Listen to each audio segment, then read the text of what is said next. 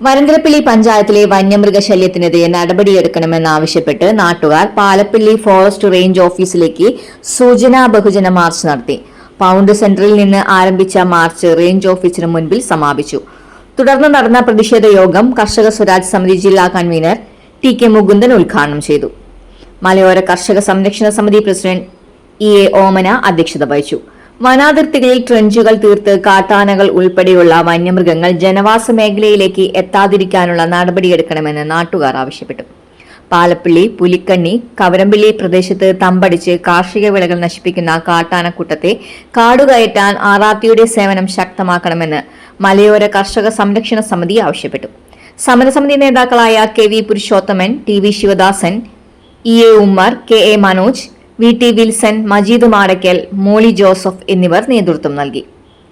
Varantharappilly panchayat vice president Santo Nandikulam, panchayat അംഗങ്ങളായ ജിഷാദ്, സുഹ്റ മജീദ്, സദി രവി, അന്തോണി പൊന്നാരി, ലൈസ Jijo, Ancy Thomas, Shilji എന്നിവർ പങ്കെടുത്തു.